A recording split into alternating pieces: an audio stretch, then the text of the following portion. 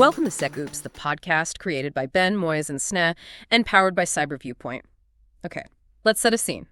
It's, say, 3:0 a.m. The only lights on are in the Security Operations Center, the SOC. And suddenly, red alerts everywhere. A major incident. What actually happens in that split second? Between spotting the problem and slamming the door shut, it's this instant, really high-pressure switch. You go from being the shield, preventing things, to suddenly being a digital detective. The whole network. It's now basically a potential crime scene, a live one. Welcome back to the series, everyone. Today, we're really digging into security operations. We're talking about the day-to-day stuff, the processes, the tools, everything that keeps organizations, resilient, ready for whatever cyber threats are thrown at them. This isn't just theory. This is the engine room. It's the operational core that really decides if a business makes it through a serious event. Yeah, absolutely. And our mission for this deep dive, we want to unpack that whole life cycle, connect those daily tasks, maybe the ones that seem kind of mundane, checking logs, patching systems, connect those to the big picture. Enterprise survival, resilience. It's where the rubber meets the road, isn't it? Where execution really matters. Exactly. It's all about execution. So let's start with the foundation. What's the core job here? SecOps is about the people, the processes, the tech needed for daily protection, keeping assets available. But the scale, it's just huge. How do people even begin to deal with, billions of logs every single day? Well, they can't. Not manually, anyway. It's just impossible. That's why SIEM security information and event management is so fundamental, its main job. Real-time collection, analysis, correlation, and then presenting security logs from, everywhere. Firewalls, servers, IDS, IPS, routers, you name it. Think of it as a superpowered search engine for finding that one tiny needle in a massive haystack of data. Okay, and that correlation piece sounds key, linking things that might look unrelated on the surface. But how does the SIEM know what patterns are suspicious beyond the obvious signatures? Good question. That's where it gets smarter. SIEMs plug into threat intelligence platforms, or TIPs. These TIPs are basically external feeds. They give you real-time data on bad IPs, dodgy domains, and, crucially, the latest attack methods, the TTPs, tactics, techniques, and procedures. The SIEM uses this intel to constantly tweak its own detection rules. So the organization gets smarter almost by the minute. Interesting. And sometimes you get intelligence by setting a trap, right? What about honeypots? Oh, yeah. Honeypots and honey nests. They're pretty clever defensive decoys. You set up these intentionally vulnerable, low-value systems or even whole fake networks. The idea is to lure attackers away from your real assets. You're not necessarily trying to stop them cold, but you want to watch them, see what tools they use, how they move around, and all that observation. It feeds right back into your detection rules, making your SIEM even better at spotting real attacks. Okay, so the SIEM fires off an alert. Now, speed is everything, isn't it? If someone's inside, every second counts. That potential damage just grows and grows. That's where SOAR comes in. Security orchestration, automation, and response. Absolutely. The SIEM rings the alarm bell, you could say, but SR picks up the phone and acts. It's built to automate those repetitive, time-consuming investigation and response tasks, takes them down to seconds. Like if a SIEM flags a weird login from an unusual place, SO can kick in automatically. It can check the user's identity system, compare the location to known VPNs, look up the IP and threat feeds, and if it looks bad, wham!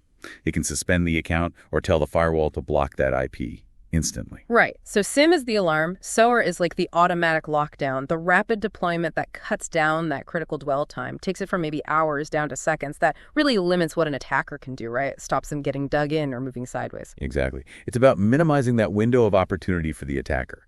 Okay, so let's shift gears. We've detected something, maybe even auto-responded, but now it's a confirmed incident. What happens? The focus changes. It's about containment, yes, but also about legal rigor. You have to treat it like a potential crime scene from the get-go. Incident response, IR, demands immediate, super detailed documentation. Every single step you take. Even small incidents need that level of seriousness from the computer incident response teams, the CERTs, because you just don't know where it might lead. Right, so suddenly your tech team needs to think like forensic investigators and maybe even lawyers. What's the absolute bedrock principle for handling digital evidence? I hear it's a real headache operationally. It is, but it's essential. It's chain of custody. This is that unbroken documented trail. It proves the evidence hasn't been tampered with, from the moment you find it until it potentially ends up in court. Break that chain. Your evidence is basically worthless. Operationally, it means logging 4 key things for every piece of evidence. What is it? A unique description? Where was it found and where is it stored now? one exact date and time of discovery, collection, any transfers, and how the specific tools and methods used to grab it. Wow, okay. Keeping track of all that during a live breach sounds incredibly stressful. It absolutely is, but it's non-negotiable if there's any chance of legal action or even internal disciplinary measures. That evidence then follows a formal path, the evidence life cycle: collection, analysis, storage, presentation, and finally getting rid of it properly. And legally, there are rules of evidence. The big one is the best evidence rule, which usually wants the original document. But digital stuff makes that tricky, doesn't it? What's the original of a file? It does. And here's a critical point for anyone in this field. Computer crime has a key exception to that rule. A printout, or any readable output from a computer, if it's shown to accurately reflect the digital data, is usually considered an original in court. That's what makes digital forensics legally viable. Got it. That exception is crucial. Okay, so the fire's out, evidence is handled. Now, CCOPS needs to look at the day-to-day stuff that keeps things stable, the operational hygiene. Let's talk about those processes, maybe starting with one that often causes friction: change management. Yes, change management. It's all about strict control over any changes in the live production environment. Every single tweak, whether it's a firewall rule, a server patch, whatever, needs a formal request, a review, approval, proper testing, and then careful implementation, all documented. The challenge operationally is always balancing that necessary control with the business needing things done fast. And if you just skip the process, bad things happen. You introduce instability, you might accidentally open up security holes, or someone could sneak in an unauthorized back door. It's risky. Change management really goes hand in hand with configuration management. That's about ensuring all your systems are set up and run securely according to defined standards.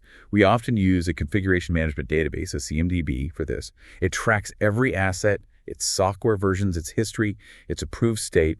It's meant to be the single source of truth for what your environment should look like. Okay, makes sense. And then there's the one everyone loves to hate: patch management. It sounds simple, just apply updates, but it's way more complex, right? It's constant juggling. Exactly. Calling it boring is, well, it misses the operational complexity. You've got to stay on top of vulnerabilities across operating systems, applications, everything, continuously. The real challenge isn't just knowing what needs patching. It's figuring out when you can safely patch that critical system without disrupting the business. And it's about prioritizing, too. Which vulnerabilities are being actively exploited right now versus those that are just theoretical risks? That's a tough balancing act. Definitely. Okay, shifting from tech processes to people processes. SecOps also relies heavily on personnel security controls to reduce insider threats and just plain human error. Let's talk segregation of duties, or SOD. SOD, yeah, super important. The basic idea is that no single person should have complete end-to-end control over a critical process or system. Why? Well, it reduces the chance of fraud. You'd need 2 or more people colluding. And it also reduces the impact of a single mistake by one person. Someone else is involved as a check. Can you give a practical example in a CCOPS context? Sure. A classic one is separating the person who requests, say, a new admin account from the person who approves it, and maybe even a third person who actually creates it. Or, in development, the person who writes the code shouldn't be the same person who tests it and deploys it to production. That separation prevents someone from pushing malicious or faulty code live unchecked. Right. Makes sense. And what about job rotation? How does moving people between roles actually help security? It works in a couple of ways. It acts as both a deterrent and a detection tool. First, if someone knows they're going to be rotated out of a sensitive role in, say, 6 months or a year, they might be less likely to try setting up some kind of long-term fraud. It's just riskier for them. Second, when someone new comes into a role, they naturally review the work and procedures of the person they replaced. They're much more likely to spot irregularities, mistakes, or maybe even deliberately hidden malicious activity that the previous person got used to. Interesting. A fresh pair of eyes. Yeah. Okay, no security operations discussion is complete without talking survival. BCP and DRP. Let's clearly define the difference first. Yeah, they get mixed up all the time. Business continuity planning, BCP, is about keeping the essential business functions running during a disaster. Maybe that means moving people to another site, using manual workarounds, whatever it takes to keep serving customers or processing transactions. Disaster recovery planning, DRP, is more focused on the IT side. It's on the technical steps needed to restore the normal IT operations after the disaster is over. Getting servers back online, recovering data, restoring connectivity. Got it. BCP is keep going during, DRP is get back to normal after. And both plans rely heavily on metrics figured out during the business impact analysis, right? Specifically RTO and RPO.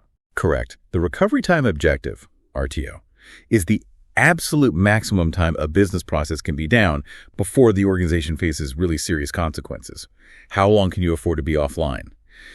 And the recovery point objective, RPO, is about data loss. What's the maximum amount of data you can afford to lose?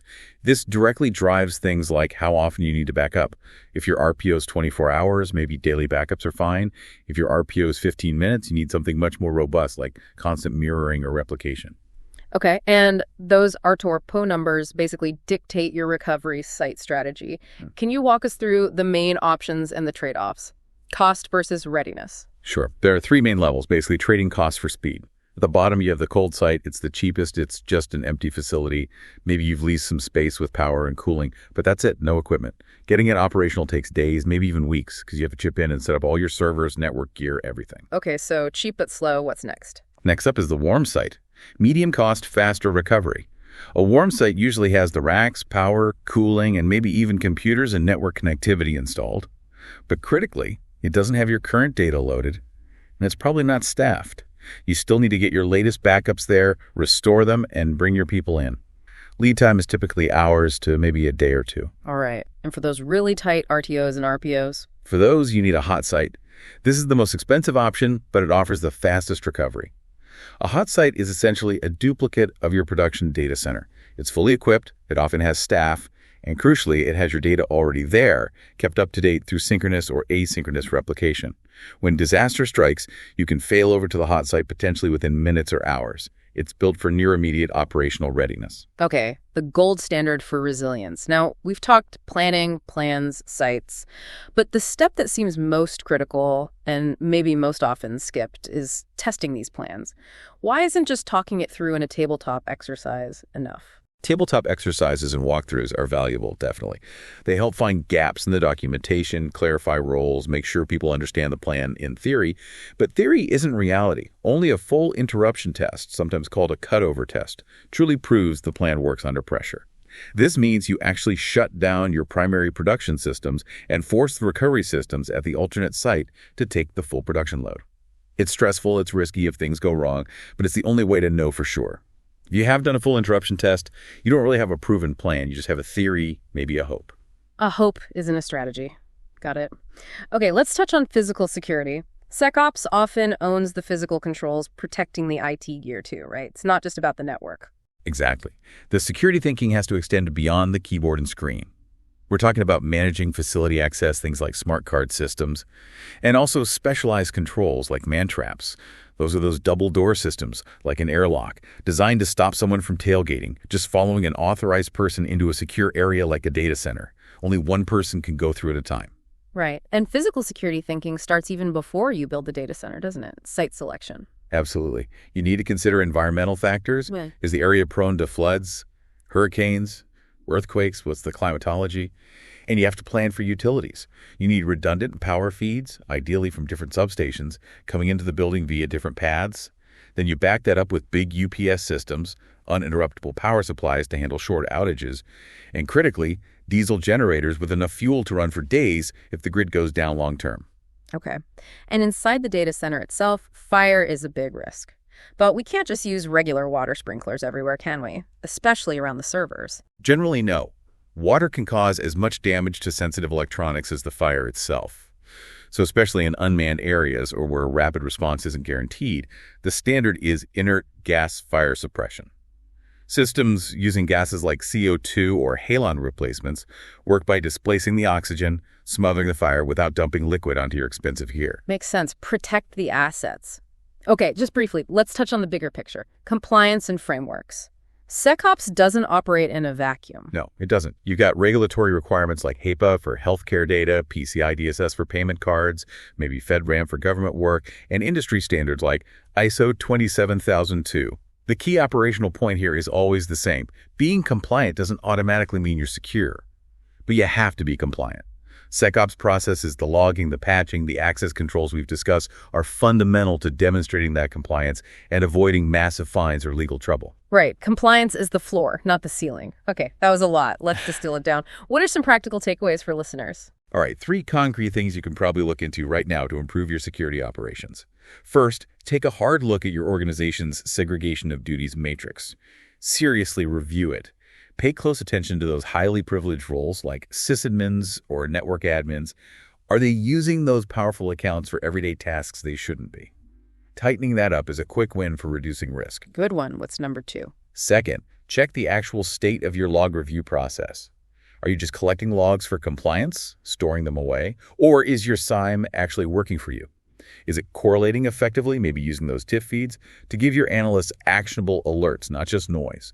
If your SOC team feels like they're drowning, the SIEM probably needs tuning. Actionable intelligence, not just data. Okay, and the third? Third, if you have a disaster recovery plan, find out when the last full interruption test was. If it was ages ago or never, use those RTO and RPO metrics we talked about as leverage. Push for a real test. You need proof the plan works under pressure, not just in a conference room. Test it like you fly it, fight it like you train it. Excellent advice. That really drives home the operational reality. So we've covered a huge amount today, a real deep dive into the heart of security operations, from spotting threats in real time with SIEM and SOAR, handling digital evidence like a crime scene with chain of custody, all the way to ensuring the business survives through BCP and DRP. And maybe one final thought to connect it all. We've seen how attack detection and response are getting faster and faster, largely thanks to automation like SR. So here's the question to ponder. Given that speed, given the constant flow of threat intelligence, is your organization's time frame for accepting risks still appropriate? If you can react in minutes or hours, should you still be accepting certain risks on an annual basis?